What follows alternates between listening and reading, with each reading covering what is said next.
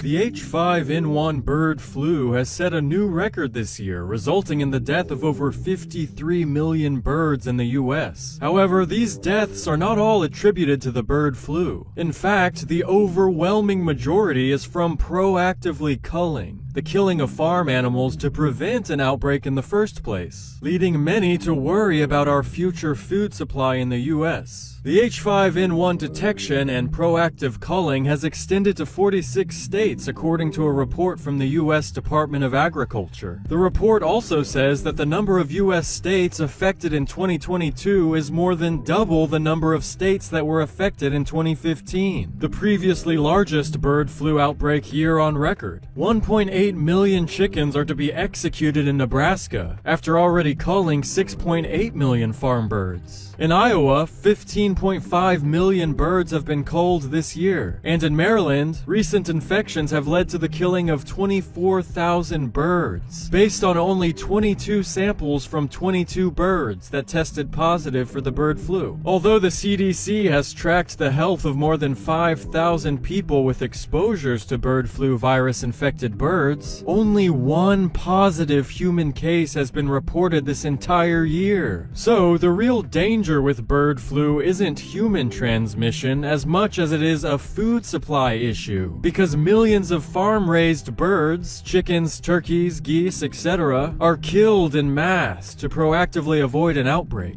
But is it worth it? How effective is this method? In the United Kingdom, half of the free-range turkeys produced for Christmas have been killed, 600,000 out of 1.3 million. And the government has ordered a bird pandemic lockdown, forcing all poultry and captive birds in England to be kept indoors, since H5N1 is thought to originate with wild birds. Free-range chicken eggs are expected to run out by March, as supermarkets have already begun rationing egg boxes. Because the chickens are being ordered by the government to stay indoors, after 16 weeks, the eggs they produce can no longer be marked as free-range. The bird flu has had 257 confirmed cases in birds since October of 2021, growing more frequent in 2022. The number of precautiously culled birds far exceeds the number of infected birds, and even further exceeds the number of deaths from infection in these birds. Again, we are killing our own food supply, not the bird flu. However, the bird flu is wreaking havoc in the wild. For example, in Peru, several beaches were found to be littered with the carcasses of over 5,000 pelicans who had contracted H5N1. In response, Peru followed the extreme example set by the US and UK, slaughtering more than 37,000 chickens, setting a worldwide precedent for chicken culling. Just like with the solution to the bird flu problem seems to be worse than the infectious disease itself, and results in way more deaths than would have occurred from a true outbreak.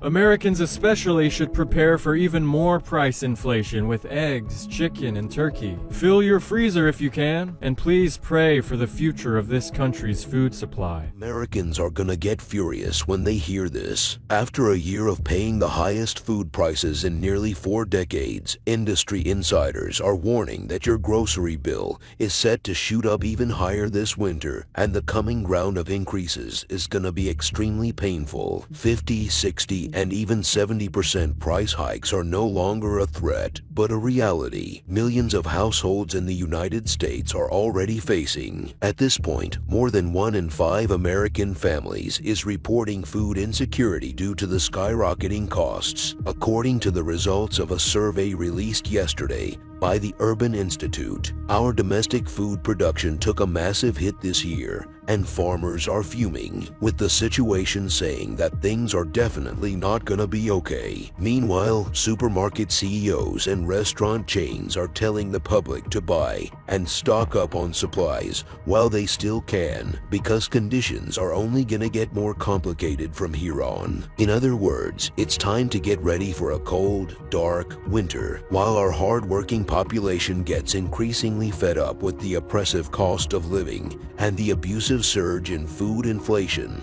That may send some people over the edge. Winter is coming, and so is another price shock at grocery stores. Tens of millions of Americans are already struggling with empty shelves and inflated prices, and according to ReadyWise, an emergency food supply company, U.S. consumers shouldn't ignore food shortage warnings because these alarming trends are expected to continue and worsen in 2023, with egg prices soaring 40%, chicken and meat prices rising 22%, flour getting 23% more expensive, and even bread facing double-digit price increases. It's clear that the official rate of food and grocery inflation, currently standing at 12 and 14% respectively, do not tell the whole story. What consumers are seeing when they go to the supermarket is deeply disturbing. A new report published by the New York Times revealed that shoppers are reporting 50 to 70% price increases at their local supermarkets. Susan Pollock, a property manager from Marina Del Rey, California, said that at a local Costco, a 5-pack of short ribs is almost 70% higher than a year ago, jumping from around $60 to $200 last month. "I told my husband we're never having short ribs again," she said. At a Stop and Shop in Elizabeth, New Jersey, Hoggadale, the 35-year-old Instacart shopper pointed out that a single packet of powdered drink mix that once sold for 25 cents shot up to 56 cents, more than doubling in price. "Lord forbid if you have a big shop to do," Miss Dale said as she left the grocery store with a customer's order. "You're literally penny pinching. This inflation thing is a real problem," another shopper added. "When you are paying twice as much to fill your gas tank and twice as much for everything, you've got to say to yourself, well, can I really afford to buy everything I need?" As food staples face a price barrel, more and more people are being forced to cut back on spending to be able to make meat. For Angie Goodman, a housekeeper from Culver City, California, who would usually eat meat once a week, the recent spikes that push the price of steak up by 50% mean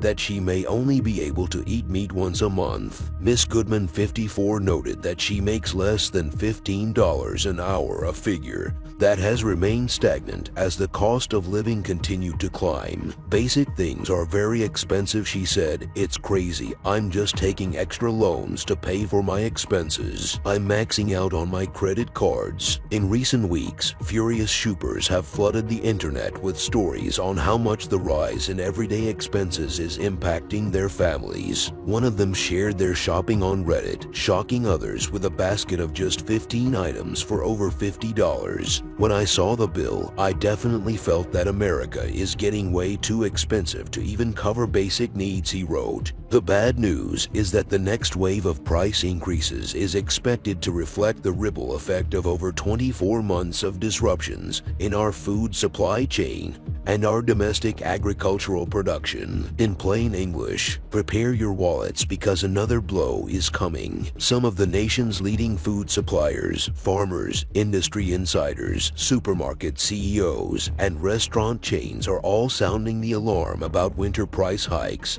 Early last month, Kraft, Tyson, and Campbell Soup all warned they would raise prices on a series of products due to surging costs for labor, packaging, ingredients, and transportation. The Wall Street Journal reported fast food joints like McDonald's, Shake Shack, and Cracker Barrel have also said they will pass on the higher cost of consumers this holiday season. Inflation is real, and it's not gonna get any better anytime soon in the restaurant business. Shake Shack CEO Randy Carodi said at the company's latest investor conference. Campbell Soup just revealed plans to raise prices for the 4th time this year, with the rising cost of some products hurting sales to baby boomers. CEO Mark Klaus noted, "We know the pressure that consumers are feeling," Klaus said, arguing that they don't know what else they can do to navigate the current economic environment. On top of that, Tyson Foods said another 24% increase in beef prices is coming before year's end starting this month. And Sanderson Farms, the country's third largest chicken producer, said that the cost of its products is gonna jump 34% during this final quarter. Food maker and processor Hormel Foods shared an even more alarming forecast, given that prices for corn and soybean meal for livestock feed surge 125% and 40% respectively. Prices at the store are gonna go up accordingly this winter. If prices of grain-based meals and meat at our local supermarkets absorb even a fraction of these spikes, this means we are all in deep trouble. The average American household is already being forced to spend an extra $500 per month on food, according to an analysis from Moody's Analytics senior economist Ryan Sweet. Are you ready to see your grocery bill doubling, tripling, and reaching stratospheric heights in the next few months? Because more than 1 in 5 U.S. households are not. A survey released yesterday by the Urban Institute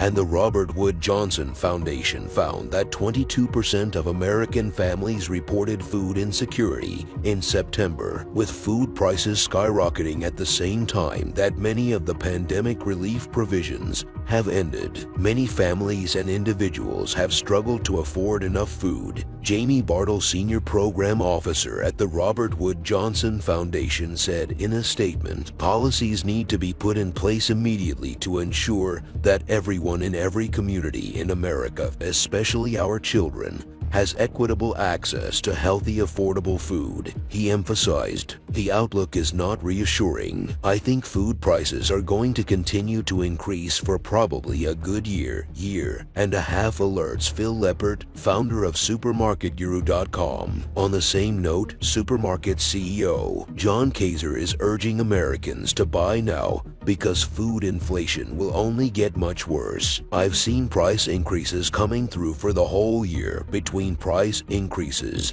and shrink inflation, where it used to be 32 ounces. Now it's gonna be 28 ounces. It's anywhere from a 10 to a 50% increase in food prices." The food industry expert encouraged Americans nationwide to stock up on their favorite products to get a better return on your investment, especially if prices soar over the holiday season. Even the USDA is saying that all food categories are expected to increase as we head toward the end of 2022. And yes, that's on top of the grocery price hikes consumers have already been forced to endure throughout the whole year. Those who work in the industry are extremely frustrated with the situation, especially when they're blamed for price increases that are beyond their control. In a recent video, one angry farmer explained why your grocery bill will keep rising. Holly, who operates the family-run farm in Milan, Ohio, used her TikTok account to explain why farmers can see the dark horizon ahead of shoppers in grocery stores. "There are things that we have to buy to keep running. There's something we have to buy that 2 years ago cost us $24. Last year was about $46. This year it's costing us $96. That's a 40% surge in the past 24 months. Another local farmer was drowning in the cost to feed his cattle $8,000 a month. They revealed, "Please understand, food prices are going to go up," she pleaded. "People want to act like it's the farmer's fault. It's not the farmer's fault. We are barely making it to grow the stuff, so you guys are able to get it this holiday season." With increasing desperation, she added, "Guys, this is not going away. Stop sticking your head in the sand and thinking, oh, it's gonna be okay. It's not gonna be okay." She stressed, "The truth is that just as grocery prices for certain farm inputs are outpacing the inflation rate." A University of Illinois study reported in April that general index for farm index prices is more than double the general inflation rate right now, and in the last quarter alone, Quartz reports that U.S. food production costs were up 11% to $437 billion, with fertilizers, which are energy intensive to manufacture, and pesticides experiencing some of the biggest price increases. More than 57% of the fertilizer used in the United States is nitrogenous, and when a critical input for nitrogenous fertilizers is natural gas, which can account for 70 to 90% of its manufacturing cost. When the price of fertilizer goes up, those increased costs can show up in the price of food. Moreover, hikes in oil prices, conflicts, emerging diseases, poor governance, and supply chain imbalances, transportation challenges have all come together to create a potentially devastating scenario for our food system, analysts said. These factors have created a perfect storm for a food collapse. Chair of the Academy of the Global Food Economics warned, adding assault to injury demand for food isn't flexible. Consumers may be able to skip other purchases such as clothing or gasoline, but at the end of the day, everyone has to eat. The big elephant in the room is the need for us to change our diets as a result of increasing demands. Unless urgent action is taken, the experts caution that the crisis could have dire consequences. Changes in the availability of food might alter the way we eat for years. Social conflicts could be aggravated and spread. Purely instability in major urban areas. A breakdown in food systems could throw the entire nation into disarray, explained Chris Barrett, an economist and food policy at Cornell University. A food crisis is a price crisis, he said, stressing that its implications are widespread and touch every person's life, even if they don't immediately realize it. It really is a bunch of crises coming together. Food is a key element of any community's culture. When that element becomes less or is removed altogether, civil turbulence can certainly erupt. Food at its basic level is not discretionary. Mark Hamrick, a senior economic analyst at Bankrate.com. That's the challenging aspect to the circumstances we are in. Consumers are prepared for high prices to persist in the foreseeable future, and it's prudent for individuals to continue to be cautious with their household budgets, he advised. It's belt-tightening time and has been for a while, Hamrick said. Unfortunately, the mess has been made. The damage done to our food supply chain cannot be undone overnight. Right now, no matter what actions the government takes, life is gonna get more expensive for all of us, and a lot more difficult for millions of low-income families out there. Even if you are well-fed and all your loved ones and neighbors are well-fed, you are gonna be impacted by this. This winter will be a troubling time for all Americans. Anger, frustration, and despair will continue to sweep the United States. It feels like our hard-working population can never catch a break.